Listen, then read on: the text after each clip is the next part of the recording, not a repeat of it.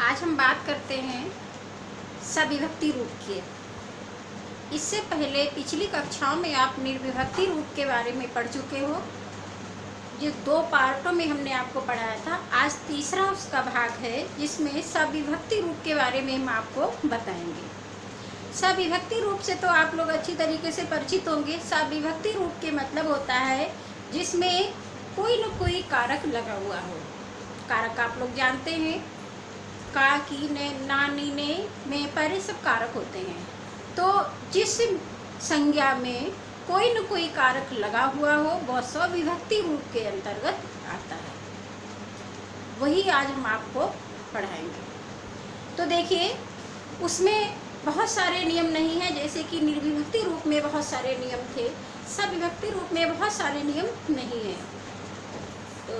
तो देखिए, हम पहला नियम लेते हैं, ध्यान देंगे। लिखा हुआ है कि नियम नंबर 1 कहता है कि निर्विभक्ति रूप से बहुवचन बने किसी संज्ञा के साथ कोई कारक चिन्ह आता है तो ऐसी संज्ञाओं में ओ अथवा यों का प्रयोग किया जाता है।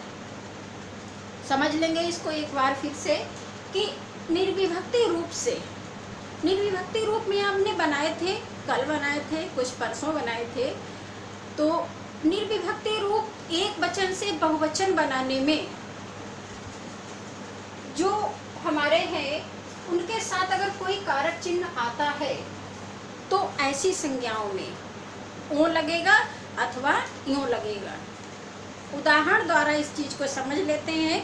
देखिए, जैसे आपने निर्विभक्ति रूप में एक वचन में घोड़ा लिखा था, बहुवचन उसका बनाया था घोड़े, ठीक है, क्योंकि आकारांत पुल्लिंग था और आपको पता है कि आकारांत पुल्लिंग में आका ए हो जाता है, तो घोड़ा का घोड़े हो गया था। इसमें अगर हम सविभक्ति रूप की बात करें कि सविभक्ति रूप में घोड़े का क्या हो जाएगा, क्योंकि घोड़े एक वचन है और घोड़ा भी हमारा एक वचन है। निर्विभक्ति रूप के अंतर्गत एक घोड़ा हमारा आया एक वचन में, घोड़े आया हमारा बहुवचन में, ठीक है।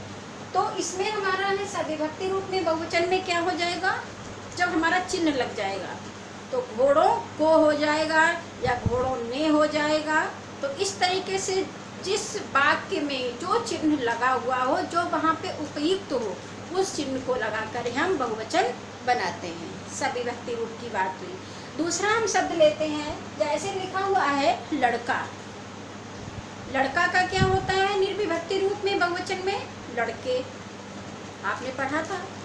तो इसको अगर हम सविभक्ति रूप में लाते हैं, यानी कि अगर कोई चिन्ह लगा देते हैं तो हो जाएगा लड़कों। जैसे लड़कों को, लड़कों ने, इस टाइप से हमारे वाक्य के अनुसार चिन्ह लग जाएगा और वो हमारा बहुवचन बन जाएगा। इसी तरीके से अगला शब्द लेते हैं, जैसे लिखा हुआ है भक्त।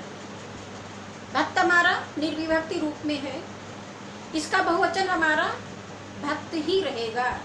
ये हमारा निर्विभक्ति में नियम नंबर 2 में आपने पढ़ा था कि अकारांत पुल्लिंग संज्ञाओं में हमारे एक वचन और वो बहुवचन दोनों समान रहते हैं।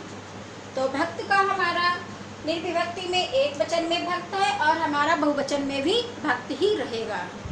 लेकिन अगर हम सविभक्ति में आएंगे, कोई चिन्ह लगा देंगे तो हमारा भक्तों को हो जाएगा, भक्तों ने हो जाएगा, भक्तों से हो जाएगा। जो भी जो उपयुक्त हो वो चिन्ह लगा करके हम उसका बहुवचन बना देंगे। अगला है शब्द हमारा निर्विभक्ति में फूल। फूल हमारा क्या है, अकारांत पुल्लिंग।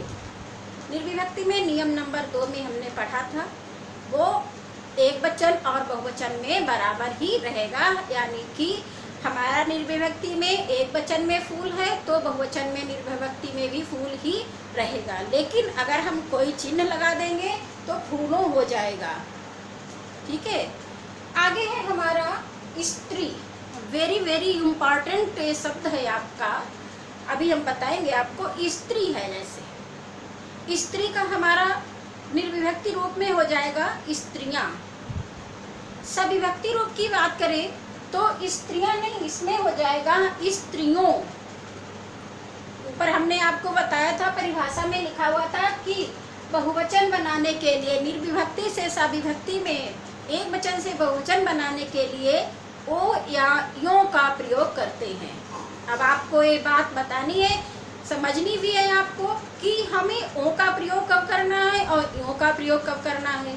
तो देखिए, ओ का प्रयोग करना है हमारा आकारांत में, पुल्लिंग में, ठीक है। ओ का प्रयोग हमारा पुल्लिंग में करना है, और अगर स्त्रीलिंग का कोई शब्द है सविभक्ति में तो हमें यों का प्रयोग करना है। इस बात को विशेष रूप से ध्यान रखना है। एक कन्फ्यूजन वाले होते हैं, आप यहीं पे कंफ्यूज हो जाते हैं कि क्या करें, ये अथवा यों कहाँ पे आना है और ओ कहाँ पे आना है। तो इस बात को बहुत ध्यान से सुनिएगा, अपनी कॉपी में नोट कर लीजिएगा कि ओ का प्रयोग, यों का प्रयोग, देख लीजिए, ओ का प्रयोग कहाँ पे होता है, पुल्लिंग संज्ञाओं में, और यों का प्रयोग होता है स्त्रीलिंग संज्ञाओं में, ठीक है। इतना आपकी समझ में आ गया होगा कि हम निर्विभक्ति से सविभक्ति में बनाते हैं अथवा कोई चिन्ह लगाते हैं तो किस तरीके से हमारा परिवर्तन हो जाता है। अब हम बात करते हैं अगले नियम की। बहुत सारे नियम नहीं है इसमें 2 ही नियम हैं।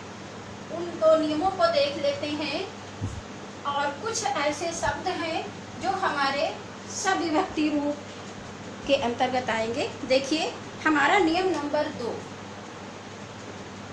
ये हमारा क्या कहता है कि आकारांत पुल्लिंग संज्ञाएं, आकारांत के मतलब बड़ा आ, आकारांत पुल्लिंग संज्ञाएं एक वचन में हैं, ठीक है, एक वचन में हैं। कौन है? आकारांत,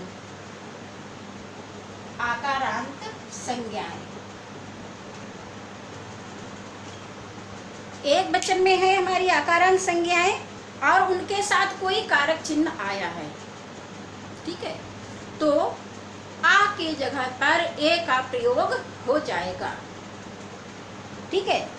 फिर समझ लीजिए इसको और लिख लीजिए कि आकारांत पुल्लिंग संज्ञाएं एक वचन में हैं और उनके साथ कोई कारक चिन्ह लगा हुआ है तो आ की जगह पर ए हो जाएगा। कैसे हो जाएगा इस चीज़ को समझ लेते हैं। जैसे हमने लिखा लड़का मैदान में दौड़ता है। इसमें कुछ नहीं करना है क्योंकि इसमें क्या है, हमारा कोई चिन्ह नहीं लगा है, संज्ञा के साथ कोई चिन्ह नहीं आया है, सिंपल सा बन जाएगा। इसमें कुछ नहीं करना है तो हो जाएगा, आपके भी समझ में आ रहा होगा कि इसमें हो जाएगा लड़के मैदान में दौड़ते हैं, लड़के मैदान में दौड़ते हैं, ठीक है। ये हमारा एक वचन है और ये हमारा बहुवचन है, सिंपल बन गया। अगर हम कहें कि लड़के ने रोटी खाई, एक हम ये ले लेते हैं कि लड़के ने रोटी खाई। दूसरा हम वाक्य लेते हैं कि लड़कों ने रोटी खाई, ठीक है। तो लड़के ने रोटी खाई, लड़कों ने रोटी खाई, इसमें से कौन सा सही होगा?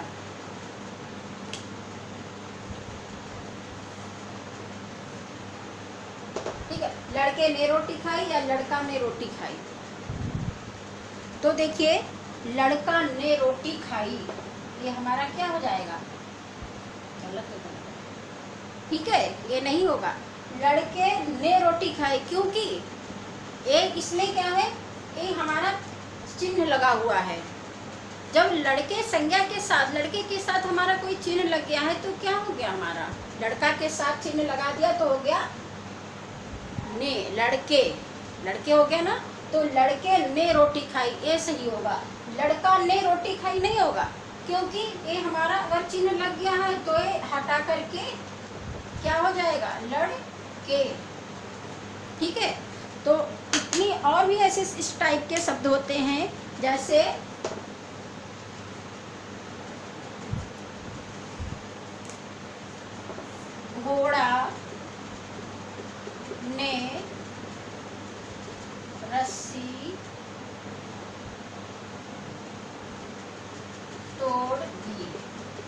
दूसरा लेते हैं, घोड़े ने रस्सी तोड़ दी। ठीक है, दोनों लिखे हुए हैं, घोड़ा ने रस्सी तोड़ दी, घोड़े ने रस्सी तोड़ दी। इस टाइप के आपके शुद्ध और अशुद्ध में वाक्य आते हैं। लगभग हर कंपटीशन, एकेडमिक जितने भी एग्जाम होते हैं, लगभग सभी में इस टाइप से पूछे जाते हैं, शुद्ध अशुद्ध पूछे जाते हैं। एक वचन से बहुवचन बनाने के लिए निर्विभक्ति रूप में भी आपके सामने आएंगे, सविभक्ति रूप में भी आपके सामने आएंगे।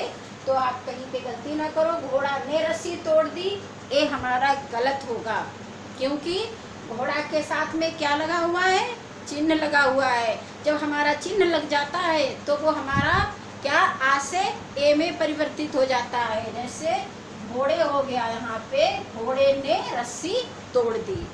अब इस चीज को आप लोग अच्छी तरीके से समझ चुके होंगे। आगे हम बात करते हैं आपके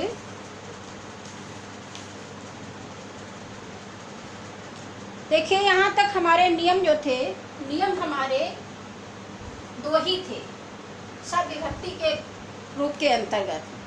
अब हमारी कुछ महत्वपूर्ण बातें हैं जो हम आपको बताएंगे कि क्या महत्वपूर्ण बातें हैं जिनको हमें ध्यान रखना होता है, जो हमारी परीक्षा में पूछी जाती हैं। देखिए, महत्वपूर्ण बातें, इनको हम नोट कर लेंगे और इसके अंतर्गत जो शब्द आएंगे वो शब्द कई बार पूछे भी जा चुके हैं कई परीक्षाओं में। जैसे कुछ संज्ञाओं के साथ, ठीक है, लिख लीजिए अपनी कॉपी में, कुछ संज्ञाओं के साथ गण, जन, वृंद, लोग, ये चार शब्द होते हैं। कुछ संज्ञाओं के साथ में इनमें से ए शब्द जोड़ करके एक वचन से बहुवचन भी हम बनाते हैं। ठीक है, जैसे हमारा पहला शब्द है गण। ठीक, हमने लिखा शिक्षक, शिक्षक, ये हमारा हो गया एक वचन में। ठीक है, बहुवचन हमने बना दिया, शिक्षक हो गया। और अगर शिक्षक, इसको हम शिक्षक गण भी बना सकते हैं। ठीक, तो इसको बहुवचन में हम शिक्षक गण भी लिख सकते हैं। ये हमारा हो गया शिक्षक गण। दूसरा शब्द है हमारा जन। ठीक है, तो जन, देखिए जन हमारा कहाँ पे आता है, जैसे हमने लिखा भक्त। भक्त हमारा एक वचन में, बहुवचन में समान ही होता है, अकार अंत का है हमारा पुल्लिंग का, लेकिन हम इसमें जन भी जोड़ करके इसको बहुवचन बना सकते हैं। अगला है हमारा वृंद। वृंद में हम जैसे लिखते हैं शिशु वृंद, शिशु वृंद, नारी वृंद। इस टाइप से हम वृंद लगाकर एक वचन से बहुवचन बना सकते हैं। अगला है हमारा लोग। इन चार शब्दों को आपको याद रखने होंगे। तो लोग में हम लिख सकते हैं, जैसे हम अक्सर बोलते रहते हैं, गरीब लोग, ठीक है, अमीर लोग, नेता लोग। इस टाइप से हम एक वचन से बहुवचन बनाते हैं। इसके अलावा में कुछ संज्ञाएं हमारी हमेशा बहुवचन में होती हैं। ठीक है, कुछ ऐसी संज्ञाएं होती हैं जो बहुवचन में ही होती हैं। जैसे हम लिखेंगे हस्ताक्षर। हस्ताक्षर हमारा हमेशा बहुवचन में ही होता है। अगला लिखेंगे हम आंसू, हमारा हमेशा बहुवचन में होता है। होंठ हमेशा हमारा बहुवचन में ही होगा। होश, ठीक है। और प्राण, प्राण एक बार पिछली बार परीक्षा में पूछा गया था कि प्राण एक वचन का हो या बहुवचन का है, तो प्राण हमारा जो है वो बहुवचन का है। और हमारा और शब्द आते हैं जैसे कान। कान हमारा बहुवचन का है, काने नहीं होता है, ना कानों होता है। कान हमारा हमेशा बहुवचन में ही आता है। ठीक है, ध्यान रखेंगे इस चीज को कि बहुवचन के लिए हमें कानों और काने नहीं लिखना है, कान का हमें कान ही लिखना है, नेत्र का नेत्र ही लिखना है, तेवर का तेवर ही लिखना होता है। बहुत सारे इस टाइप के शब्द हैं, आपके सामने आएंगे, आपको याद कुछ शब्द जो हमने दिए हैं इस टाइप से आप देख लीजिएगा, इन शब्दों को आप याद कर लीजिएगा, क्योंकि ज़्यादातर इसी टाइप के शब्द पूछे जाते हैं। कुछ ऐसे होते हैं कि जो ज़्यादातर वही रिपीटेड होते रहते हैं, बार बार पूछे जाते हैं। अगला हम देखते हैं कुछ मात्राएं। कुछ मात्राओं का प्रयोग हमेशा एक वचन में ही होता है, ठीक है। कुछ मात्राओं का प्रयोग हमेशा एक वचन में ही होता है, जैसे जनता। जनता हमारा एक वचन में ही होगा। भीड़, भीड़, प्रजा, इस टाइप के जो हमारे शब्द हैं वो हमेशा एक वचन में ही होते हैं। आगे है जैसे पुलिस, पुलिस भी हमारा एक वचन में ही होता है। पानी, वर्षा हमारा एक वचन में ही होगा। और धातु, अधातु, जितनी भी धातुएं हैं, अधातुएं हैं, कोयला, सोना, चांदी, और द्रव्य जितना भी है, पानी है, तेल है, ये सब हमारा एक वचन में ही होता है। नोट कर लीजिए आप लोग। आगे है कुछ सम्माननीय और आदरणीय या उच्च पदों पर आसीन। कुछ हमारे आदरणीय शब्द होते हैं, कुछ सम्माननीय, जैसे है कि पिताजी आ रहे हैं। हमने हैं क्या लगाया, बहुवचन, क्रिया हमारी बहुवचन की है, पिताजी हमारे एक वचन के हैं। तो हमेशा इसको देखेंगे कि आदरणीय और सम्माननीय या जो महापुरुष होते हैं वो हमेशा बहुवचन में ही होते हैं, ठीक है। पिताजी आ रहे हैं, माताजी खाना बना रही हैं।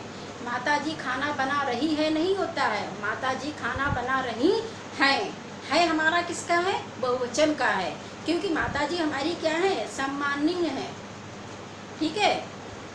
जवाहरलाल पहले या प्रथम प्रधानमंत्री थे, था नहीं होगा, थे बहुवचन में, क्योंकि वो हमारे लिए सम्माननीय हैं, वो हमारे विशेष हैं, इसलिए हम उनको सम्मान देने के लिए बहुवचन में ही उनका प्रयोग करते हैं। आगे है कि अनेक स्वयं में बहुवचन होता है। एक बहुत बार पूछा जाता है, जैसे अनेक एक वचन का है, बहुवचन का है, तो अनेक स्वयं में ही बहुवचन है, अनेकों नहीं होगा। अनेकों लोग वहाँ टहल रहे थे, ये नहीं होगा। अनेक लोग वहाँ टहल रहे थे, ये सही होगा हमारा। तो अनेकों हमेशा कैसे होता है, बहुवचन में ही होता है। आगे है कि हमने इससे पहले आपको बताया था कि है हमारा एक वचन का होता है हमेशा, और है हमारा बहुवचन में आता है। इसी तरीके से रही है, ये हमारा एक वचन में होगा, और रही हैं ये हमारा होगा बहुवचन में। तो देखिए आज का हमारा जो था सविभक्ति रूप, ठीक, ये हमारा आज खत्म हो गया है। और जितना भी हमने बताया है अपनी कॉपी पे नोट कर लीजिएगा, जितने नियम बताए हैं वो अपनी कॉपी पर नोट कर लीजिए, और उनको अच्छी तरीके से कई बार उनको रिवीजन कर लीजिए, पढ़ लीजिए उनको। तो आज हमारा टॉपिक जो चल रहा था 3 दिन से वचन का, वैसे तो वचन बहुत नहीं लगेगा कि ये बहुत बड़ा है, लेकिन वचन काफ़ी बड़ा था, आपको अब लग रहा होगा। तो 3 दिन से हमारा टॉपिक चल रहा था, आज हमारा खत्म हो गया है, और इसको आप लोग अच्छी तरीके से पढ़ेंगे। थैंक्स।